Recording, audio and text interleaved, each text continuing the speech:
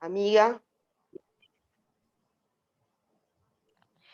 Se llama Rayuelas Lacanianas. Los que me conocen y andan por mi Facebook seguramente lo habrán visto. Es un libro de Violén Fuapúpulo que me resulta muy interesante y muy recomendable para leer. Hace un tránsito, una lectura, a mi gusto bastante original, de los primeros 10 seminarios de la CAP. Bueno, cuando está trabajando el seminario 5, que es el seminario en el que Lacan está trabajando mientras escribe Dirección de la Cura, ella dice los efectos del ideal en los psicoanalistas, ¿no? Y dice esto: Lacan nos advierte varias veces que si nos identificamos en el ideal del otro, ideal del psicoanalista, dejaremos de escuchar, de prestar atención a elementos que son esenciales en el tratamiento.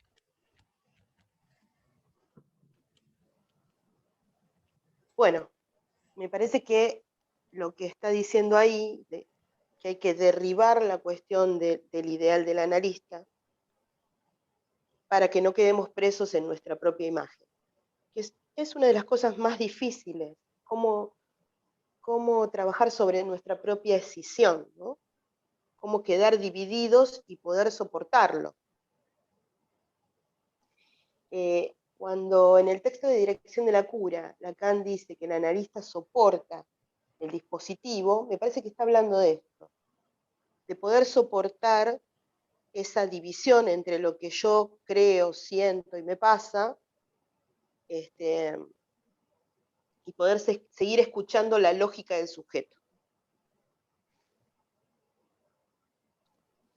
Una de las cuestiones que Lacan trabaja en el texto de la Dirección de la Cura, que a mí es una de las cuestiones que más interesantes me parecen, es la cuestión de la contratransferencia y cómo pensar la contratransferencia.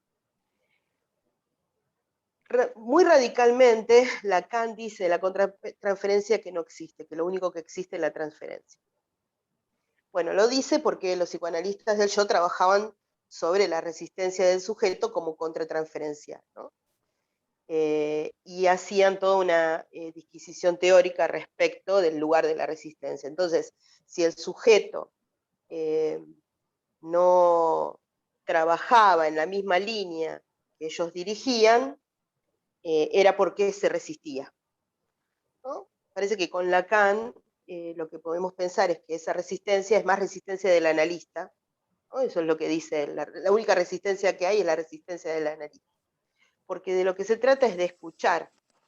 Si se trata de escuchar y hay ahí algo que no circula, lo que estamos corridos del lugar somos nosotros, ¿no? Somos profesionales, no el sujeto. Si el sujeto no va para donde nosotros queremos, es porque estamos poniendo ese queremos es nuestro y no estamos pensando en el deseo del otro. Por lo pronto, yo personalmente creo que sí existe la contratransferencia, que son esos sentimientos que se desarrollan en el analista que son transferenciales, ¿no? Cuando vamos a supervisar, ¿no? Y quedamos perplejos por alguna cosa que sucede, hay que poder separar de qué se trata ese sentimiento, por lo pronto de desconcierto en primera instancia, ¿no? Esa pregunta que nos aparece, ¿no? Si se trata de un punto ciego nuestro o se trata de algo que nos hace sentir el sujeto que no puede tramitarlo por la vía de la palabra.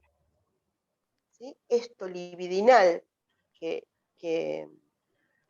está presente en todos los tratamientos puede pegar sobre algún punto nuestro ciego o puede ser algo que no es posible de ser dicho.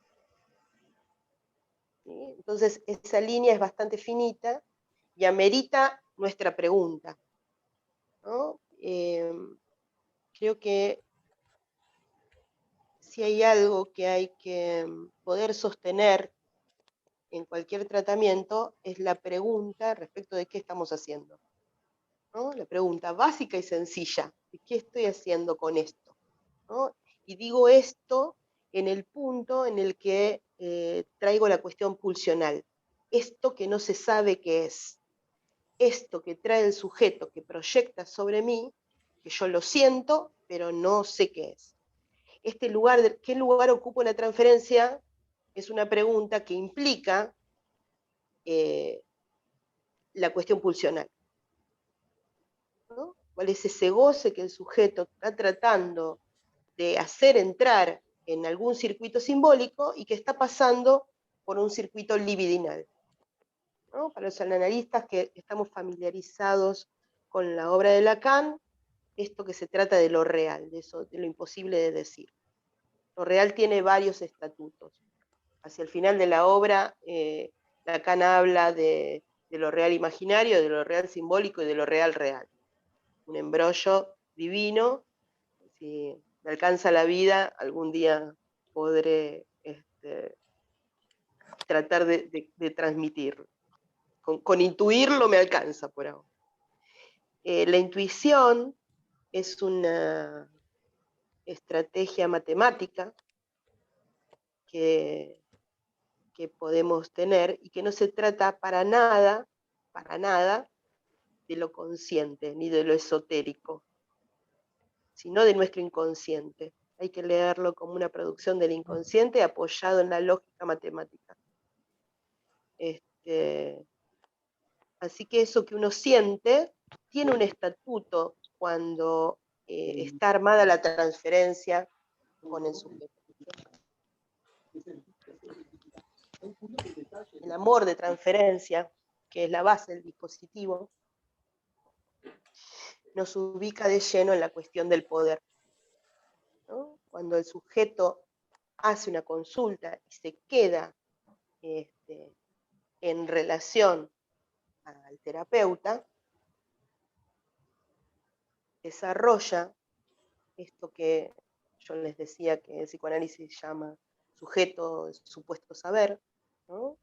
Proyecta un saber al analista que produce un poder del analista respecto de lo que dice. Por eso hay que cuidar lo que uno dice, ¿no? El analista no interpreta hasta que la transferencia no está bien armada, y cuando está seguro de que lo que dice no va a provocar un efecto que no sea el deseado, como un brote psicótico, por ejemplo. Entonces, cuidado cuando hablamos, porque hablamos desde un cierto poder. Y ese poder justamente es terapéutico en el punto que no lo ejercemos como ejerce la sociedad el poder, ¿no? Como se ejerce en el discurso popular, digamos, o cotidiano, ¿no? Dice que el principio del poder de un analista es que no ejerza el poder. Bastante interesante, porque es una lógica que va a contramano de otros discursos como el capitalista, por ejemplo, ¿no? Como el discurso universitario, por ejemplo. En el discurso universitario hay alguien que sabe y alguien que escucha. Que escucha algo pasivamente, ¿no? Tiene que rendir un examen y repetir lo que le han dicho. Así que es bastante distinto del discurso del psicoanálisis. Bueno, me gustaría por ahí detenerme un poco acá e iniciar lo que me parece más interesante, que es la conversación, ¿no? Pensaba en relación a la transferencia y al poder, que también nos deja en un lugar de impotencia. Si piensan en lo que dice Lacan al principio del texto, ¿no? La impotencia de saber que uno tiene el poder y no lo puede ejercer. Si quiere lograr un psicoanálisis, un análisis. Pensaba un poco en esto y en la cantidad de veces que viene un paciente y dice, me quedé pensando en lo que dijiste. Y uno tiene ahí un efecto de qué habré dicho, digamos, de las cosas que uno dice, algo ha tocado al sujeto, ¿no? Incluso muchas veces uno dice y el otro dice, ¿me estás diciendo tal cosa? no era para nada lo que intentábamos decir, hay una ruptura ahí del discurso, ¿no? Pero en donde algo anda bien y puede aparecer en la interpretación del sujeto respecto de lo que uno dice, su propia manera de contar la historia, sus propios significantes. El efecto sorpresa también tiene que ver con lo pulsional, ¿no? Con esta división en la que juega el analista entre lo que él cree y la posibilidad de no decirlo, de no generar otros mandatos. Lo cual es muy interesante porque nosotros decimos, si dice que paga con la palabra, es que alguna palabra tiene que dar, alguna palabra que tiene efecto de interpretación solamente en el punto en el que el analizante la devuelve y dice, vos me dijiste y yo lo pensé, ¿no? Ahí está la palabra con la que pagas, no es cualquier palabra, es una palabra que tiene efecto de interpretación y que no se va a saber cuál es hasta tanto no venga la vuelta, el retorno del analizante, ¿no? Que señala que esa fue la palabra que produjo alguna modificación. Creo que el efecto de sorpresa para nosotros analistas también tiene que ver con el toque de lo pulsional, con ese lugar en donde lo que aparece es de otro orden, no es del orden del sentido común. ¿No? Y que cuando escuchamos al otro, si estamos lo suficientemente analizados, podemos pesquisar que no se trata del sentido común. Aunque uno comparte un discurso y cree que se entiende, ¿no? Esto que yo les decía del principio, el límite de la palabra. No se trata de hablar y de decir todo, sino de decir algo que toque lo pulsional. Bueno, hago un silencio para que ustedes generen alguna pregunta, algún comentario. A mí me quedó una duda. Decime tu nombre, así te ubico. Romina, Señalis. Hola, Romina. ¿Qué tal? Me quedó la duda del tema de la contratransferencia que para Lacan no existe. Y nosotros entendimos que la contratransferencia es lo que se produce desde el psicoanalista hacia el paciente y la transferencia del paciente hacia el psicoanalista. Acá sería todo lo mismo, transferencia. Cuando hablamos de Lacan. Sí. Para Lacan, la contratransferencia es transferencia. Para mí bien. también. Digo, para mí también lo estoy diciendo en sentido experiencial, ¿no? Todo lo que vos sentís es efecto de esa relación de inconsciente a inconsciente que estás haciendo con el sujeto con el cual al cual estás analizando. Estoy hablando desde un análisis, ¿no? Sí.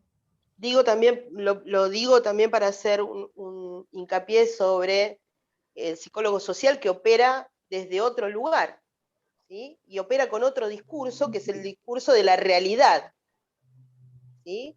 Pero que no puede desconocer desde dónde está hablando, porque lo importante no es lo que se dice, sino desde dónde se dice.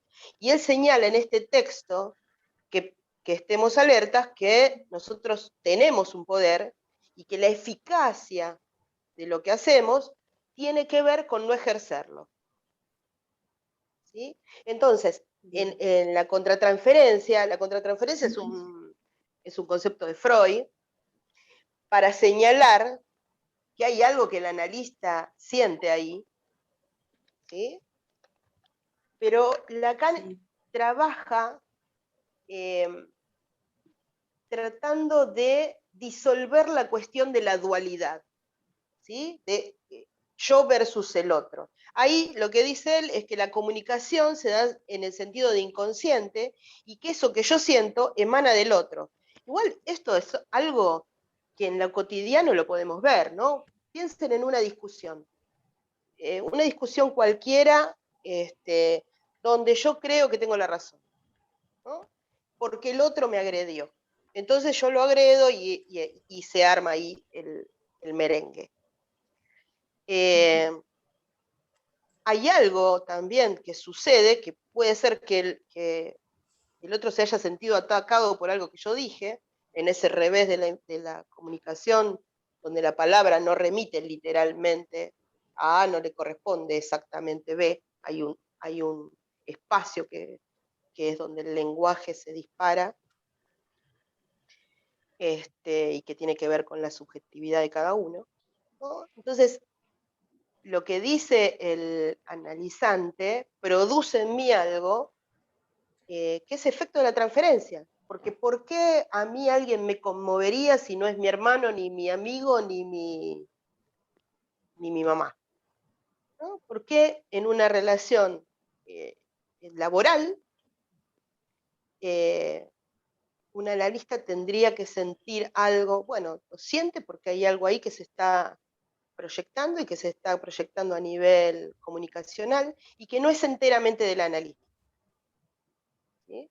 Por eso dice que cuando hay resistencia, la resistencia es del analista. No es cierto, el analizante también tiene sus resistencias y hace... No es cierto esto que él dice. Se está peleando con los analistas del yo, aparte era bastante temperamental el señor, tratando de romper ese discurso hegemónico, en donde la resistencia era solamente del paciente, ¿no? Y él dice, no, la resistencia es solo del analista. No, porque a veces uno se emperra en que el otro entienda algo, ¿no? Y no está leyendo el inconsciente, está como emperrado ahí en algo que uno ve, lo ve con claridad, ¿no? Y el otro no lo puede ver, porque no es el momento de verlo o porque no es cierto. Entonces, ahí es donde cabe el silencio del analista. No sé si ustedes habrán experimentado a alguien que está enojado y que sabemos que no tiene la razón desde el sentido común, pero está enojado, ¿no? Y ahí hay que no hablar, ¿no? Hay que dejar que se produzca la descarga, hay que esperar el tiempo en el que otro pueda escuchar, y todo eso que nosotros sentimos, digamos, si tiene que ver con un sentimiento nuestro, con lo que nos enoja, con lo que nos entristece, bueno, más vale pensarlo en relación transferencial. Después en nuestro análisis veremos si hay algo que nos toca, nuestros propios puntos ciegos, ¿no? Y me enojé porque mi mamá también me decía lo mismo, qué sé yo, ¿no? Pero la división del analista tiene que ver con esto, con poder pensar en la lógica del inconsciente que se está armando en el dispositivo. En ese sentido, es interesante lo que él dice de la contratransferencia, que ese sentimiento no es unívoco. Lacan trabaja mucho con topología desde siempre, desde el principio de su obra. Y uno de los de las herramientas topológicas, la topología es una parte de la matemática, que utiliza es la banda de Moebius, ¿no? Un concepto que implica que no hay adentro y afuera, no hay yo y no yo, sino que hay un continuo, ¿no? Entre lo que yo voy generando y lo que va generando el otro, que es muy difícil de saber dónde empieza y dónde termina, ¿no? Y eso me parece que rompe cierta cosa del pensamiento dicotómico en el que estamos acostumbrados a pensar. Entonces, por eso me parece que cuando él dice que la contratransferencia no existe, que todo es transferencia, está hablando, él ya tiene en la base de cómo trabaja y de cómo teoriza, que no hay dicotomía, ¿no? Sino que hay un continuo que va y viene en la comunicación, está rompiendo también con la teoría de comunicación consciente, ¿sí? ¿No? Yo emito, ustedes reciben, me devuelven. Bueno, no, yo emito también pensando a quién estoy hablando y y la construcción y deconstrucción de eso que digo es un continuo que me permite a mí seguir hablando, ¿o no?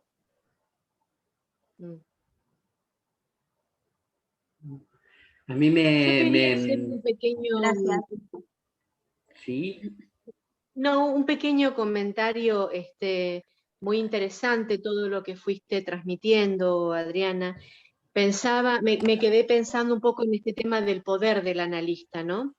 Y pensaba que tal vez, sobre todo cuando nos trabajamos una y otra vez en nuestro propio análisis, en las supervisiones, etcétera, etcétera, hay un poder interesante que tiene el analista, que es el de transmitir el vaciamiento, ¿no? El transmitir la barradura, la falta, la incompletud, tomando justamente, pensaba en la transferencia, en todo lo que el paciente transfiere, desde los objetos pulsionales a su posición ante el otro primario o los otros primarios. Ahí hay un poder, entre comillas, que es un saber vaciar a ese gran otro, ¿no? Me parecía interesante ubicar ese punto. Bueno, la cuestión del vacío es muy interesante porque el objeto de deseo lo ubica como un vacío. Dice que la posibilidad de desear está puesta en que eso se genere como vacío y que además esté comandando por delante las elecciones del sujeto, ¿no? Porque cuando el objeto está por detrás, lo que hace es obturar. Y entonces nos pasamos buscando cosas que son imposibles o que no hacemos lo necesario para poder obtenerlas, ¿no? Que es muy distinto del objeto del deseo del capitalismo, de alguna manera. No se trata de tener algo, sino de tener nada. Hay que tener el suficiente espacio vacío para poder desear algo. Uh-huh.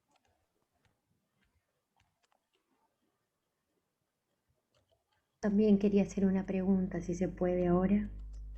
Sí. Sí, bueno. Hola. Bueno, primero muchas gracias, Adri, por tu presentación y como siempre también muchas gracias por tu generosidad. Yo lo que quería preguntarte, ¿no? Vos dijiste en un momento, el analista no interpreta hasta que la transferencia esté instalada. Entonces, lo que quería preguntarte es, bueno, ¿cómo nos damos cuenta de que esa transferencia está instalada, ¿no? Esa sería la pregunta. Qué divina, qué pregunta. Bueno, voy a contestar lo que pueda. ¿Cómo nos damos cuenta? Es inconsciente, así que hay algo ahí que hay que poder confiar en el inconsciente. Hay determinadas coordenadas teóricas. Por ejemplo, a ver, los problemas de contestarte, ¿cuáles son? De repente, un paciente viene con una transferencia masiva. Todo lo que le decís es fabuloso, todo lo que le decís es maravilloso, le decís, ay, va a salir corriendo a hacerlo, ¿no? Esos momentos del análisis en el que uno está brillante, que en general son los del principio, o los del, no del principio, pero inmediatamente después de que se arma un vínculo, ¿no? Donde si las cosas funcionan y uno hace más o menos bien su trabajo, el paciente siente que es todopoderoso.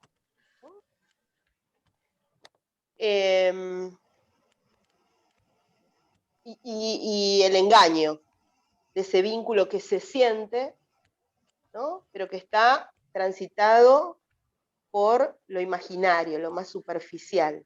Lo imaginario es necesario e importante, ¿no? Estoy hablando de los 3 registros de Lacan: imaginario, simbólico y real. ¿Sí? Lo imaginario sería lo que está más cerca de la superficie, claramente tiene que ver con lo que se ve, ¿no?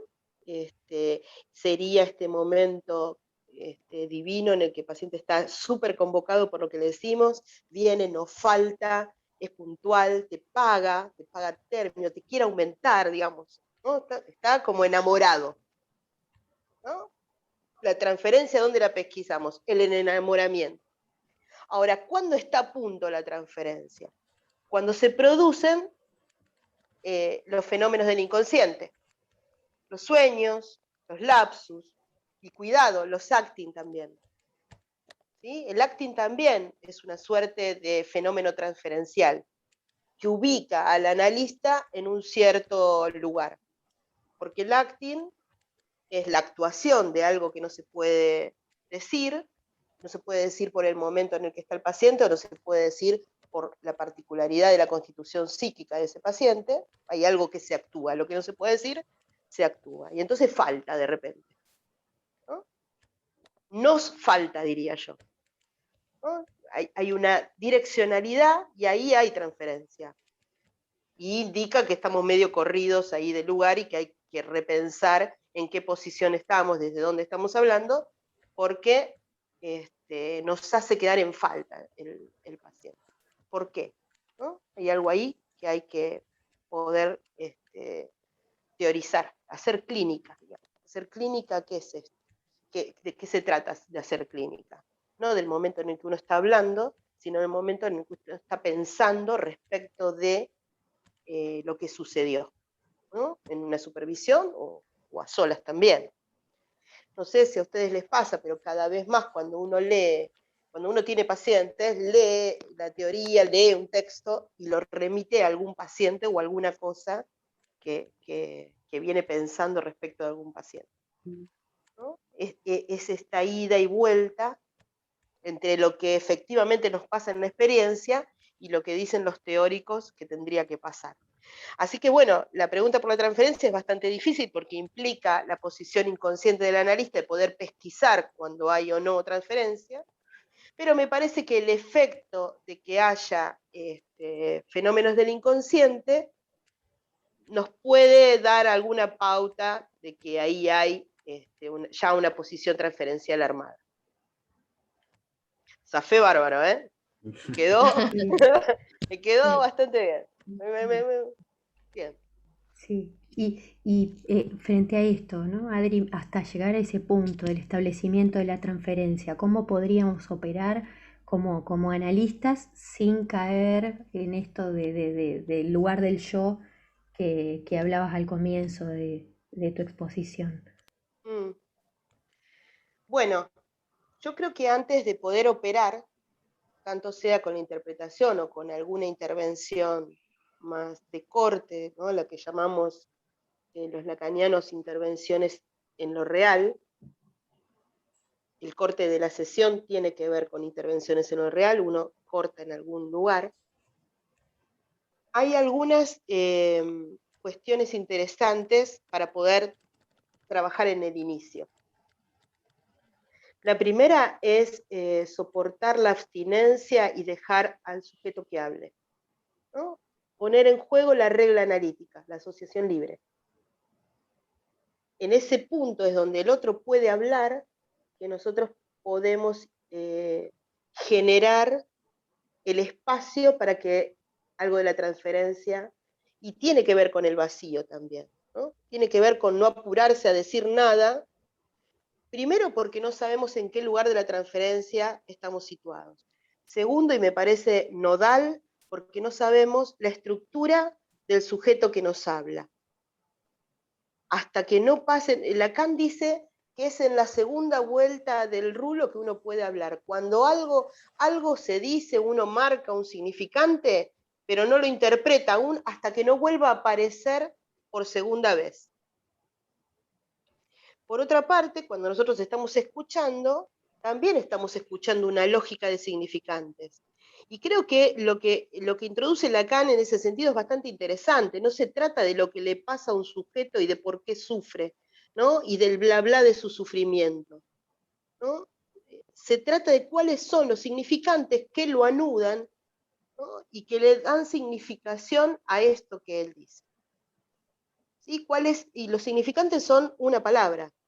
Hay algunas palabras que hacen de punto de significación para el sujeto, ¿sí? Y que se van a descubrir a medida que podamos generar la suficiente cantidad de discurso que nos permita marcar algunos.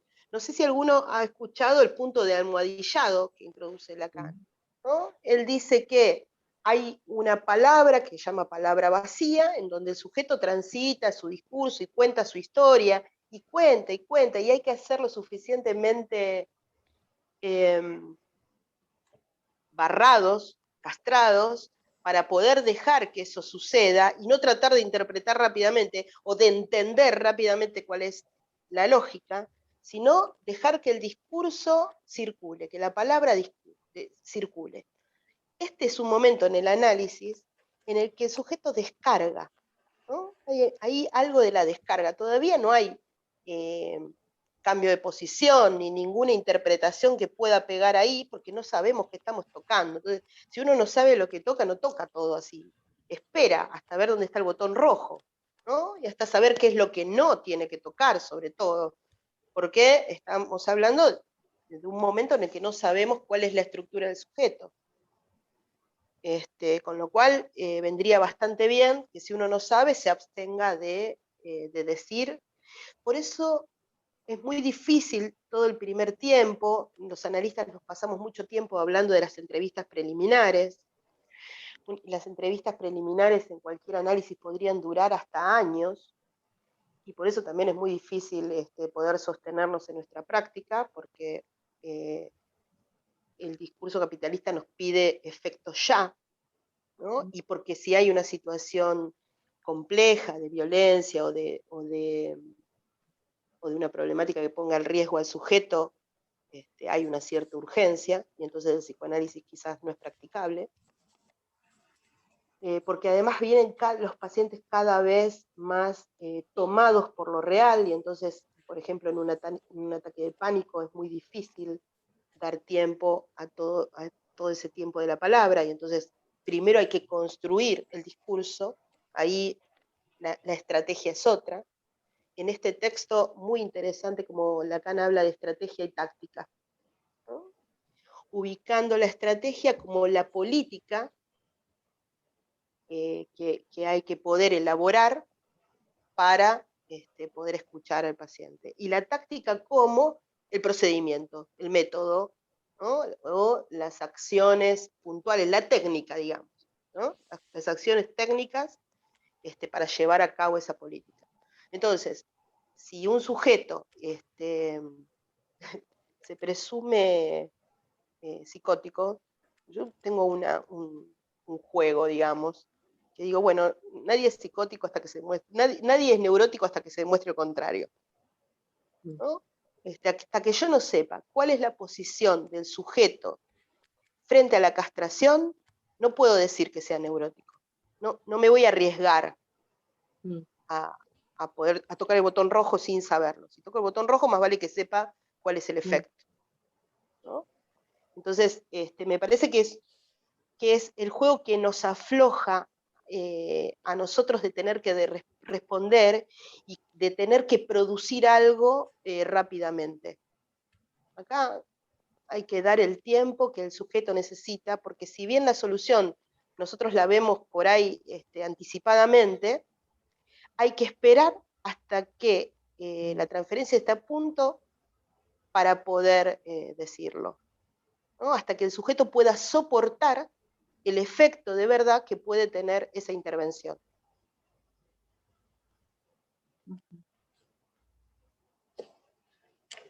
Bien, nos quedan 3 minutos para cerrar este link y volvemos a entrar con el mismo link. Pero bueno, para cerrarlo y poder dar un cierre, me quedé en estos comentarios, bueno, una alumna que pone, ¿dónde se puede conseguir el texto de Lacan? ¿No es cierto? Yo le respondí, bueno, desde internet, o sea, desde internet fácilmente se puede bajar todos los textos de Lacan. Por ahí siempre digo, es el arte de aprender a googlear y bajar, que hoy estamos en una era de la información que está fácilmente en nuestras manos. Y por otro lado, Luciana, que pone apasionante es esto, ¿no? Luciana es una alumna que recién comienza. Yo digo, qué belleza lograr esto en el cual hay profesionales, licenciadas, profesionales de la psicología, expertas, psicólogos sociales ya recibidos, alumnos que están comenzando la carrera, ¿no?, de psicología social, o tal vez están queriendo profundizar o entrar en la psicología.